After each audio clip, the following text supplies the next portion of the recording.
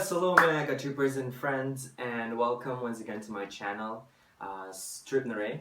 And if you're new to my channel, please make sure to subscribe and please hit the notification bell so you'll be updated and you'll be notified for new videos that I upload on my channel.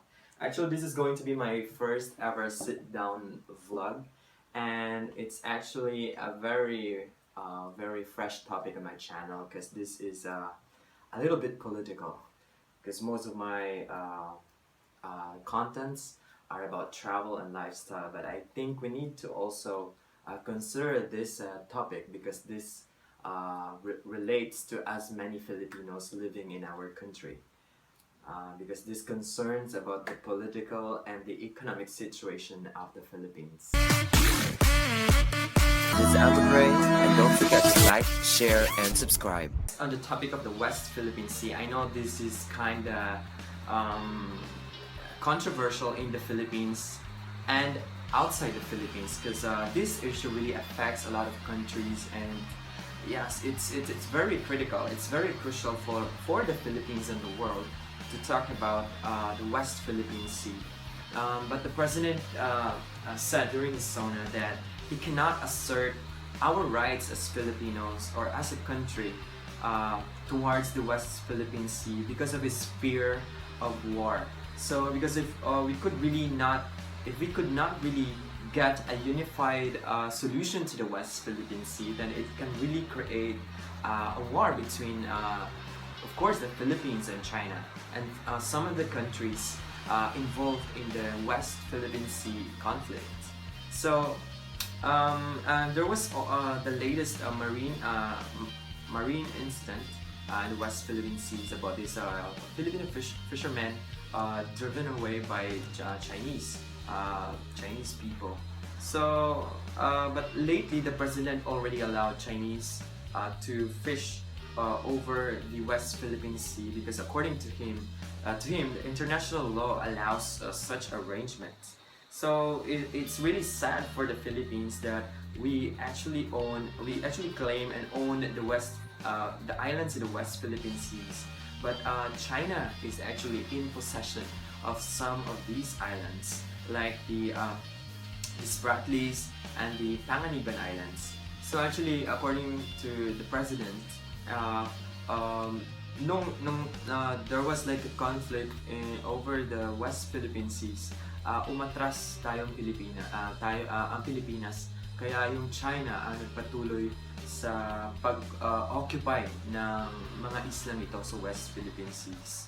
So the president actually prefers a more peaceful way of resolving the conflict over the West Philippine Seas, and he said that there's more that we can get in a meeting inside the four walls of conference room than in a squabble.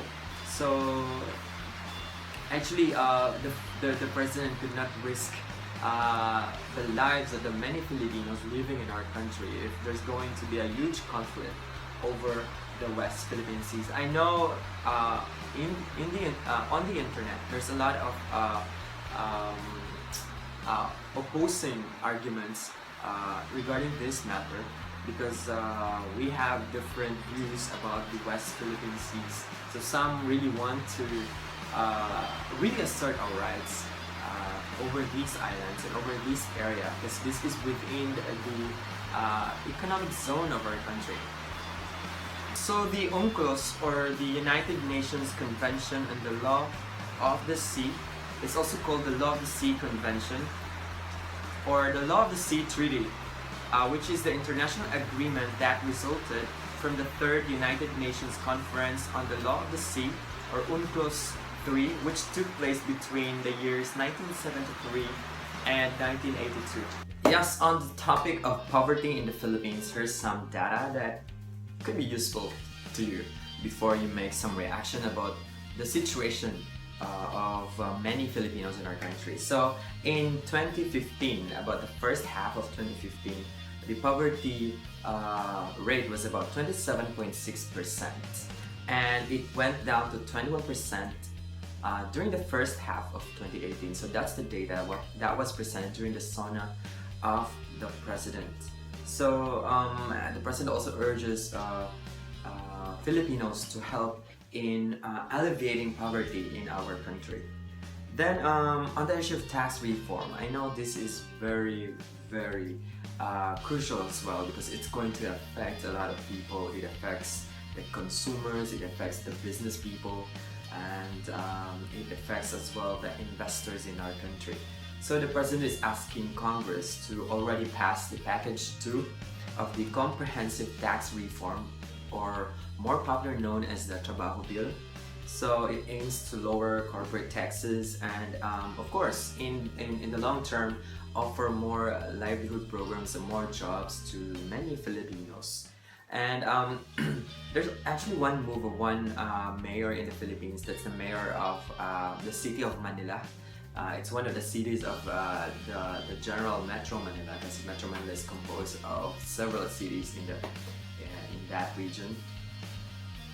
Isko Moreno, the mayor of Manila, he's actually promoting, he's instructing fast food chains in Manila to employ even senior citizens and persons with disabilities, because we all know there are still able senior citizens who are still not yet prepared for the retirement and still willing to work. So that's why he is giving this instruction to fast food chains to employ senior citizens to work for their companies. Next is on the imposition of additional excise tax on tobacco and alcohol. So the president during his State of the Nation address, he was asking the crowd, who amongst here is smoking or is a smoker? So he said that all of these guys who smoke needs to be exterminated from the face of the earth. Well, actually, he was just joking. Actually, he was trying to promote a healthy lifestyle among the Filipino people. And even the president himself, he admitted that he smokes. But he's already, he's been a smoker ever since. And in fact, he acquired some of the diseases that he has through smoking. And there was one time he went inside this disco bar in Davao where he can't seem to recognize the people inside that disco bar because of the thick smoke produced by the people who were smoking inside that disco bar.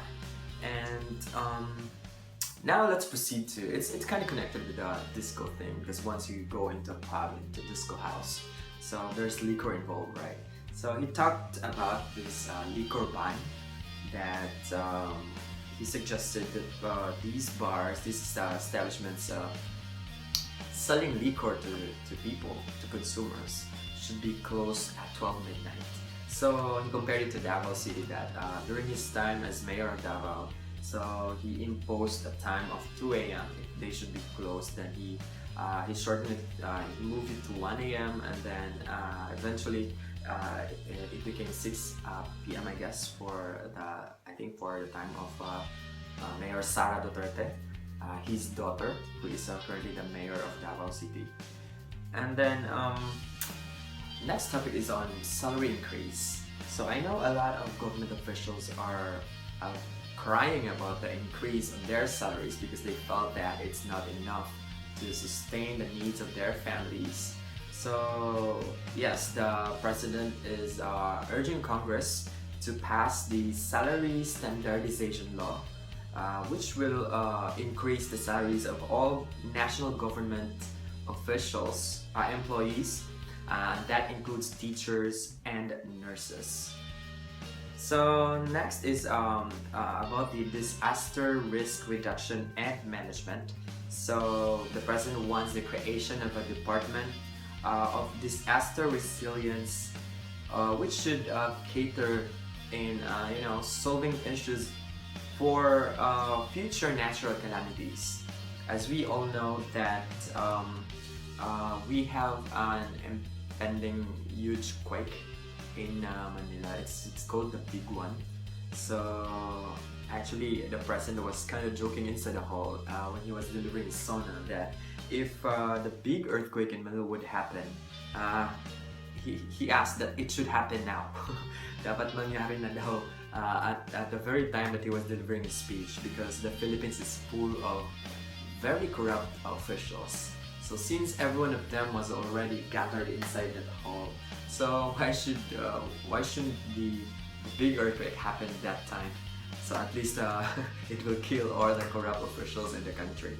So, well, kidding aside, he said that these national disasters are poverty creators, and I think that's true, because during the time of the earthquake, the big earthquake in Bohol, it ruined plenty of buildings in our province, and it was followed by the disastrous typhoon Yolanda in Leyte, which washed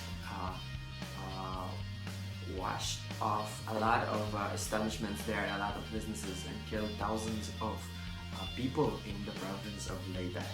So I should, yes, I think it's true that these national disasters are poverty creators, because it will make families poor, because everything that you've invested for many years will be washed away, or will be taken away from you because of these natural disasters.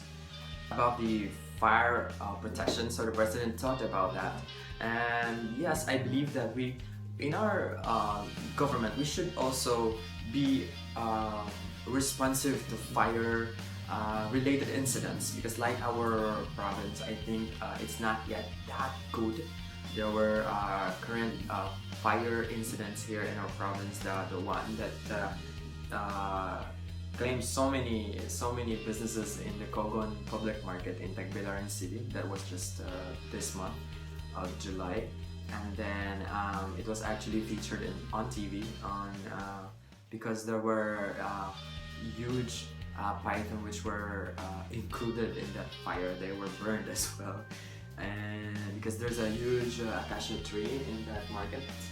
And then the president compared it in the city of Davao again, that they have a very responsive fire protection system in Davao. They have the 911 hotline in place, and they've got several cameras and screens to easily detect these kind of incidents, and even solving crimes. It's going to be easy for the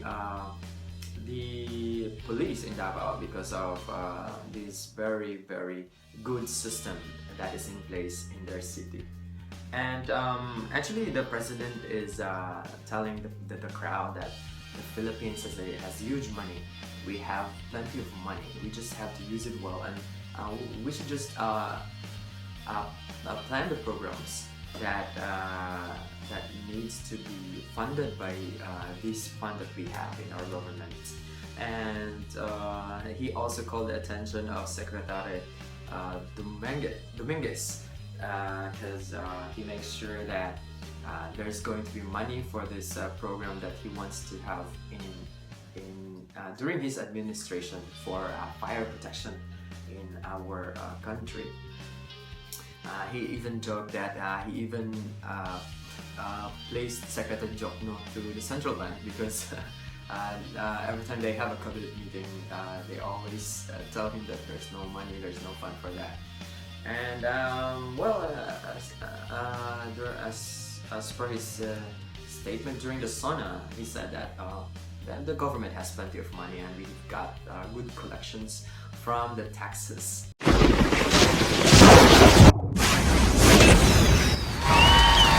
Yes, my YouTubers, we're back, and now let's proceed to the water department. I know this is going to be a very important issue as well, because even in our own town, water is a very serious problem, because not all of the barangays are served efficiently with our water supply, because maybe we lack the development of the water sources, and the water supply distribution is not very effective.